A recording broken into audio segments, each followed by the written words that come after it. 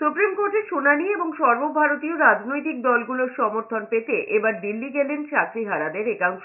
সোমবার সকালে দমদম বিমানবন্দর থেকে চাকরিহারা আন্দোলনের অন্যতম মুখ সুমন বিশ্বাস জানিয়েছেন, দিল্লিতে গিয়ে সমস্যার সমাধানের জন্য প্রধানমন্ত্রী, রাষ্ট্রপতি সহ অন্যান্য সর্বভারতীয় রাজনৈতিক দলগুলোর দৃষ্টি আকর্ষণের চেষ্টা করবেন। পাশাপাশি 16ই জুন তারা বিধানসভা অভিযানের ডাকও দিয়েছেন। মিরর ইমেজ প্রকাশ করতে না পারলে মুখ্যমন্ত্রীর পদত্যাগ করা উচিত। প্রয়োজনে রক্তক্ষয়ী সংগ্রামে নামতেও পিছপা হবেন না তারা।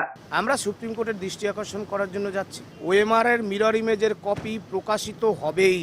এই কপির মধ্যেই রয়েছে যোগ্য অযোগ্যের তালিকা। সকল যোগ্যজন যারা আছে, যোগ্য ওয়েটিং, প্রত্যেকের চাকরি বাঁচবে। রাজ্যের মুখ্যমন্ত্রী আমার ক্ষেত্রেও করার চেষ্টা করছে, মাটিতে পুঁতে দেওয়ার চেষ্টা করছেন। এই যে পশ্চিমবাংলার যে সংগঠিত দুর্নীতি রাজ্য সরকারের, এর বিরুদ্ধে আমাদের আপসীন ধারার যে লড়াই, চাকরি ফেরত পাওয়ার জন্য যে লড়াই, সেই লড়াই অব্যাহত থাকবে।